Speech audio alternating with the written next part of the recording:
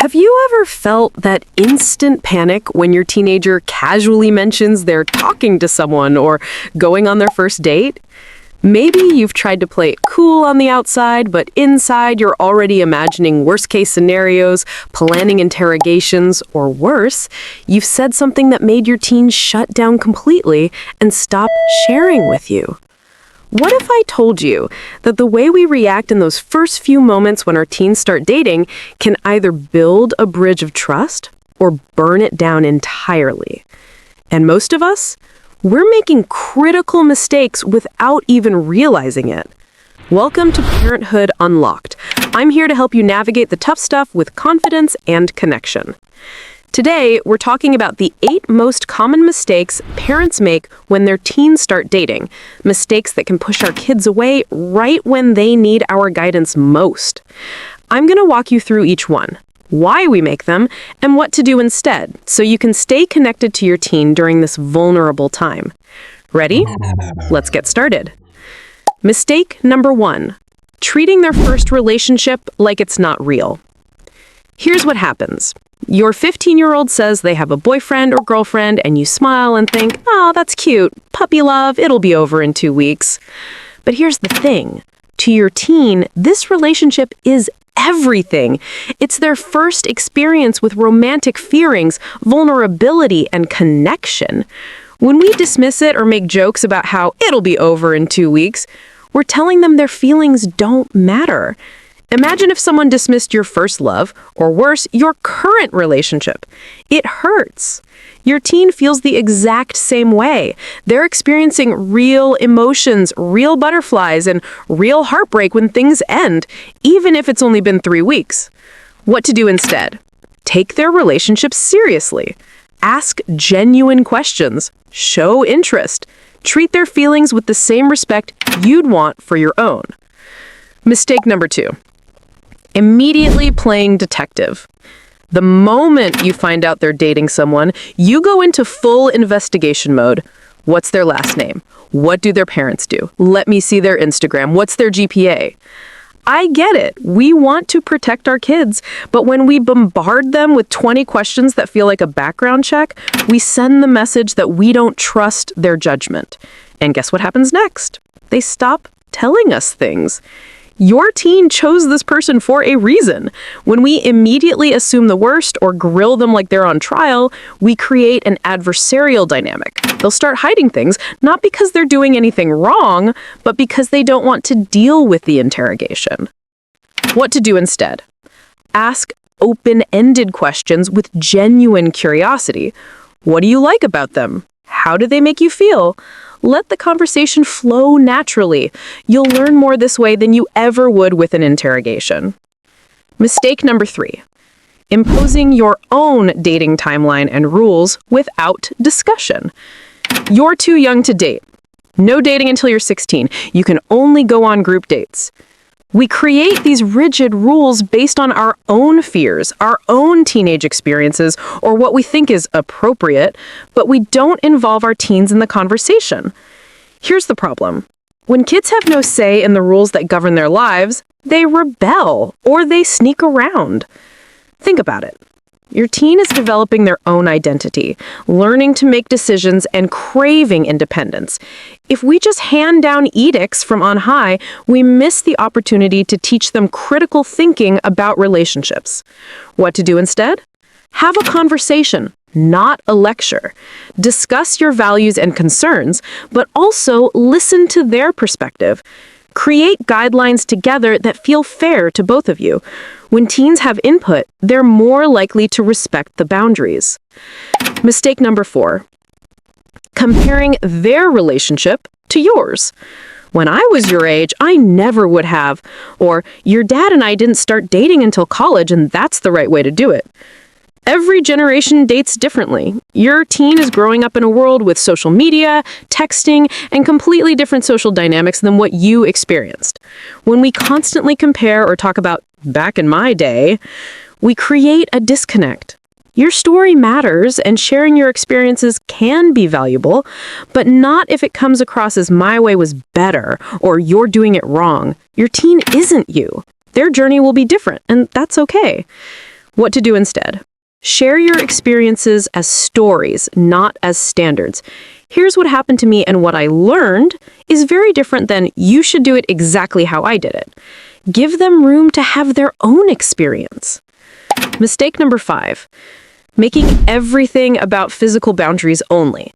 When we talk to our teens about dating, many of us focus exclusively on physical boundaries and safety, which is important, don't get me wrong. But if that's the only thing we talk about, we miss teaching them about emotional health, respect, communication, and what a healthy relationship actually looks like. Your teen needs to know about consent, absolutely, but they also need to know what red flags look like. They need to understand that healthy relationships involve mutual respect, trust, good communication, and both people having their own identities outside the relationship. If we only focus on don't do this or be careful of that, we're not equipping them with the tools to recognize what a good relationship looks like. What to do instead? Have broader conversations about healthy relationships. Talk about communication, boundaries, both emotional and physical, respect, how to handle disagreements, and what love should feel like. These conversations are just as important as the safety talks. Mistake number 6, reacting with visible panic or disapproval. Your teen tells you they're dating someone and your face says it all, even if your words don't. The raised eyebrows, the deep sigh, the "oh no" expression. Kids are incredibly perceptive, and they read our reactions instantly. When we react with visible panic, horror, or disapproval, we shut down communication. Your teen will think twice before coming to you with updates, concerns, or asking for advice. And when something goes wrong, and it will because that's part of growing up, they won't feel safe coming to you. I know it's scary. The thought of your baby in a relationship can trigger all kinds of emotions. But how we manage those emotions in the moment determines whether our teen will trust us with their heart. What to do instead? Practice your poker face. Take a breath before you respond. Even if you're internally freaking out, respond with calm curiosity first. Tell me about them is always a safe opening. You can process your feelings later, maybe vent to your partner or a friend, but in that moment with your teen, stay neutral and open. Mistake number 7, forgetting that heartbreak is part of growing up. Here's a tough one. We try to protect our teens from getting hurt. We might discourage dating altogether, or we say things like, don't get too attached, or it probably won't last anyway. But here's the truth. Heartbreak is part of life. Experiencing a breakup as a teenager, while painful, teaches them resilience, emotional processing, and how to heal and move forward. These are crucial life skills. When we try to shield them from all pain, we rob them of the opportunity to develop emotional strength. And when heartbreak does happen, and it will, they need to know where their safe place to land, not the person who says, "I told you so." What to do instead? Let them experience their relationships fully, with appropriate guidance. When heartbreak happens, validate their pain. Don't minimize it. Sit with them in their sadness. Teach them that they can survive hard emotions and come out stronger. This is how emotional resilience is built. Mistake number 8, making it all about you.